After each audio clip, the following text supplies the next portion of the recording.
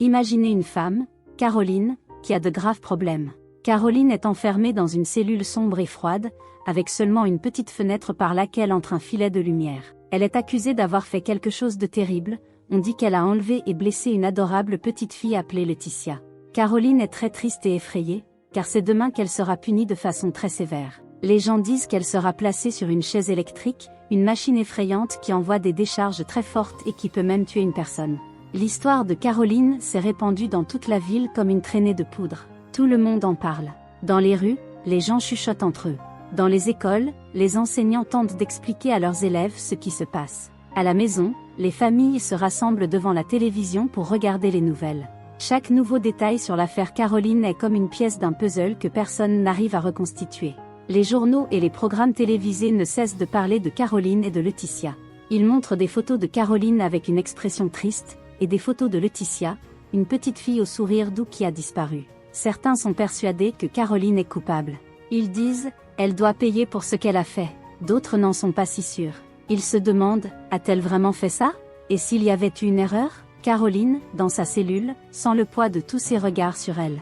Elle sait que demain sera le jour décisif. Pourra-t-elle prouver son innocence ou sera-ce son dernier jour? La tension est telle qu'il semble que même les murs de la cellule retiennent leur souffle en même temps qu'elle. Laissez-moi vous parler d'une personne très importante dans cette histoire, le juge Orlando. C'est le père de la petite Laetitia. Le juge Orlando est un homme très respecté dans la ville. Il porte toujours un costume élégant et des lunettes qui lui donnent un air très sérieux.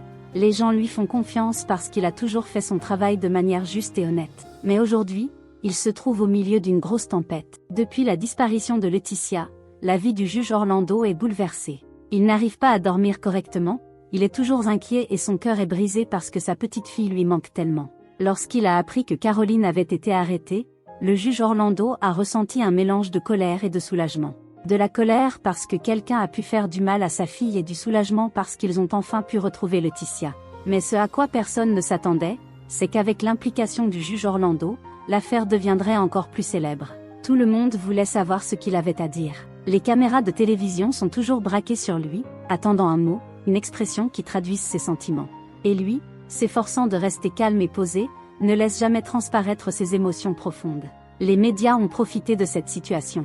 Chaque journal, chaque chaîne de télévision a raconté une partie de l'histoire, ce qui a renforcé l'intérêt de tous. Et ce qui rend cette histoire encore plus intrigante, c'est qu'en plus d'être une affaire d'enlèvement et de meurtre, elle implique maintenant un homme aussi important que le juge Orlando. Le procès de Caroline commence et la salle d'audience est bondée. Tout le monde veut voir de près la femme accusée d'avoir enlevé et blessé la petite Laetitia. C'est comme s'il assistait à un grand spectacle, les gens retenant leur souffle à chaque mot prononcé. Caroline est assise sur le banc des accusés, le regard lointain. Elle est comme l'ombre d'elle-même, comme si le poids du monde pesait sur ses épaules. Son avocat, un homme déterminé et expérimenté, fait tout ce qu'il peut pour la défendre. Il argumente, présente des preuves, appelle des témoins. Mais Caroline reste silencieuse. S'il vous plaît, Caroline, lui dit son avocat, vous devez parler. Vous devez donner votre version de l'histoire. Mais Caroline se contente de regarder droit devant elle, comme si elle savait déjà quelle serait l'issue de l'affaire. Le silence de Caroline met tout le monde mal à l'aise. Les personnes présentes dans la salle d'audience chuchotent entre elles, essayant de comprendre pourquoi elle ne se défend pas. Cache-t-elle quelque chose? Est-elle vraiment coupable? Ou a-t-elle perdu tout espoir? Au fil des jours du procès, la tension monte. Le juge Orlando est toujours présent, le visage grave. Il ne montre aucune émotion, mais à l'intérieur, son cœur se brise. Le silence de Caroline frustre également son avocat. Il voulait l'aider, mais il ne savait pas comment. Sans la coopération de Caroline, il sentait qu'il menait une bataille perdue d'avance. La nuit précédant son exécution, Caroline est seule dans sa cellule, perdue dans ses pensées. La petite fenêtre laissait entrer un peu de lumière de lune, illuminant son visage fatigué. Elle sait que c'est peut-être son dernier jour en vie et cela la fait réfléchir à tout ce qui s'est passé. Soudain, elle entendit des pas dans le couloir. C'était un prêtre, envoyé pour entendre ses dernières confessions. Il est entré dans la cellule, portant un crucifix et parlant d'une voix douce. « Caroline, veux-tu parler? Voulez-vous vous débarrasser de quelque chose avant le grand moment ?» Caroline a regardé le prêtre, pendant un moment, a envisagé de parler. Mais les mots ne sortaient pas. Au lieu de cela, elle se perdit dans ses souvenirs. Elle se souvenait de son enfance, de sa famille et de tous les choix qu'il avait menés jusqu'ici. Elle pensa à Laetitia, la petite fille disparue à qui elle ne ferait jamais de mal. Pendant que le prêtre attendait patiemment, Caroline commença à ressentir le poids de sa vie. Chaque erreur, chaque mauvaise décision lui semblait plus lourde que jamais. Elle voulait crier, elle voulait pleurer, mais elle ne pouvait rien faire d'autre que de regarder dans le vide. Le prêtre, voyant que Caroline n'était pas prête à parler, a dit une prière pour elle et a quitté la cellule. Caroline était à nouveau seule, plongée dans ses pensées. Elle sait que le temps presse, mais elle ressent un calme étrange, comme si elle acceptait déjà son sort. Le soir même, lorsque le prêtre quitta la cellule de Caroline, quelque chose d'inattendu se produisit. Les pas dans le couloir revinrent, mais cette fois-ci, ils étaient fermes et résolus. Caroline lève les yeux et aperçoit une silhouette familière, le juge Orlando. Il entra dans la cellule, la porte se refermant derrière lui en grinçant. Orlando avait une expression sévère sur le visage. Il regarda Caroline droit dans les yeux, et, pendant un instant, le temps sembla s'arrêter. Caroline ressentit un mélange de peur et de curiosité. Pourquoi était-il là si tard dans la nuit? Vous savez ce que vous avez fait, dit le juge, la voix basse et pleine de colère. Tu as détruit ma famille et demain, tu vas payer pour ça. Caroline ne répond pas. Elle se contente de le regarder, essayant de comprendre ce qu'il veut dire. Elle savait qu'elle était innocente, mais elle savait aussi que rien de ce qu'elle pourrait dire ne ferait changer d'avis le juge ou l'opinion publique. Orlando continua à parler, ses paroles pleines de haine et de mépris. Tu crois que tu peux me tromper? Tu crois que je ne sais pas quel genre de personne tu es? Demain, lorsque le courant électrique traversera ton corps, peut-être comprendras-tu enfin la douleur que tu as causée. Chaque mot du juge était comme un couteau dans le cœur de Caroline. Mais au lieu d'avoir peur, elle ressent un calme étrange. Il y avait quelque chose dans la façon dont il parlait, quelque chose qui ne collait pas. Elle comprit qu'il essayait de provoquer une réaction, de la forcer à avouer quelque chose qu'elle n'avait pas fait. « Pourquoi fais-tu cela ?» demanda finalement Caroline, d'une voix calme. « Qu'est-ce que tu veux vraiment ?» Orlando lui adressa un sourire cruel. « Je veux la justice. Je veux que tu souffres autant que moi. Et demain, quand tu seras sur cette chaise, je serai là, à te regarder. Et je sourirai, parce que j'aurai enfin ma revanche. » Sur ces mots, le juge se tourne et sort de la cellule, laissant Caroline à nouveau seule. Mais cette fois, elle ne pensait pas seulement à son passé. Elle pensait à ce qu'Orlando avait dit, et un sentiment de méfiance commençait à grandir en elle. Il y avait quelque chose de plus dans cette histoire, quelque chose qui n'avait pas encore été révélé. Le jour s'est levé et la tension était palpable. Les gens se rassemblent devant la prison, attendant de voir ce qui va arriver à Caroline. La salle d'exécution était prête et l'horloge semblait tourner plus vite que jamais. Caroline est conduite dans la salle, avec des gardes à ses côtés. Elle était calme, mais à l'intérieur, son cœur battait la chamade. En entrant dans la salle, elle aperçoit plusieurs personnes qui l'observent, dont le juge Orlando, qui la regarde avec un sourire satisfait. L'officier chargé de l'exécution s'approche de Caroline et lui demande « Avez-vous quelque chose à dire avant que nous ne procédions ?» Tous les regards sont tournés vers elle, attendant ses derniers mots. Caroline prend une grande inspiration. « Oui, j'ai beaucoup de choses à dire. » Sa voix était ferme et claire, surprenant tout le monde dans la pièce. « Si vous m'exécutez maintenant, la vérité sur la disparition de Laetitia sera enterrée avec moi. » Ces mots provoquèrent des remous. Les gens ont commencé à chuchoter et l'avocat de Caroline a rapidement demandé un sursis immédiat. Le juge Orlando tente de garder son calme, mais il est évident qu'il est nerveux. Caroline regarde directement Orlando et poursuit. « Orlando, tu sais que tu caches quelque chose. Je vous accuse d'avoir eu une liaison avec moi et d'avoir orchestré la disparition de Laetitia pour étouffer le scandale. » Les murmures s'intensifient dans la salle. Le juge tente de se défendre en traitant Caroline de folle, mais sa voix tremble. La police, consciente de la gravité des accusations, décide d'enquêter immédiatement. Après la révélation choquante de Caroline, la police n'a pas perdu de temps. Ils ont commencé à enquêter sur les allégations de toute urgence. Sur la base des indices fournis par Caroline, les policiers se sont rendus dans une ferme isolée, où ils ont trouvé Laetitia vivante. Elle vivait avec ses arrière-grands-parents, qui avaient été chargés par Orlando de s'occuper de la jeune fille en secret. Les arrière-grands-parents ont expliqué à la police qu'Orlando s'était présenté avec Laetitia il y a 5 ans, en disant qu'elle était en danger et qu'il fallait la cacher. Il a déclaré que la sécurité de la jeune fille dépendait d'un secret absolu. Ce récit confirme les accusations de Caroline et révèle le plan élaboré par Orlando pour protéger sa réputation et piéger Caroline. Cette découverte a été un choc pour la communauté. Le respecté juge Orlando, que tout le monde considérait comme un modèle de justice et d'intégrité, avait en fait manipulé la situation pour couvrir sa propre implication dans un scandale. Il a utilisé sa position pour influencer les enquêtes et s'assurer que Caroline était coupable des crimes qu'il avait lui-même commis. Forte de ces nouvelles informations, les autorités ont agi rapidement. Le juge Orlando est arrêté et interrogé. Il tente de nier les accusations, mais les preuves sont irréfutables. La vérité finit par éclater, révélant le sinistre complot qu'il avait orchestré pour sauver sa peau aux dépens de Caroline. Cette tournure dramatique des événements a non seulement sauvé la vie de Caroline, mais a également rendu justice à Laetitia et a révélé la corruption qui se cachait derrière la façade d'un juge respecté. Toute la ville est choquée, mais aussi soulagée de savoir que la vérité a finalement triomphé.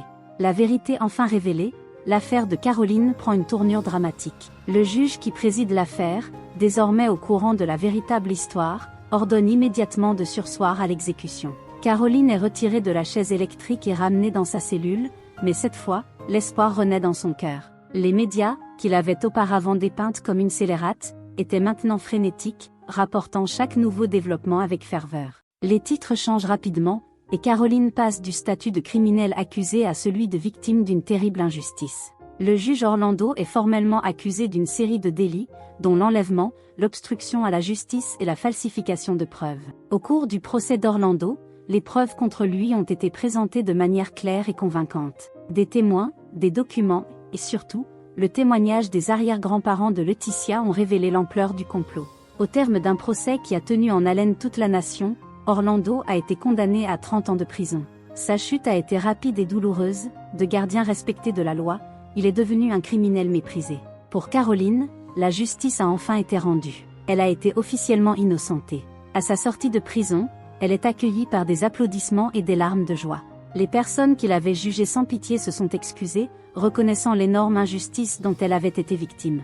La presse, qui l'avait condamnée, l'a saluée comme un symbole de résistance et de courage. Caroline a donné des interviews émouvantes dans lesquelles elle a raconté son histoire, soulignant l'importance de ne jamais abandonner, même dans les circonstances les plus sombres. Après avoir été libérée de prison, Caroline a pu enfin pousser un soupir de soulagement. Le cauchemar était terminé, mais le chemin vers la reconstruction de sa vie ne faisait que commencer.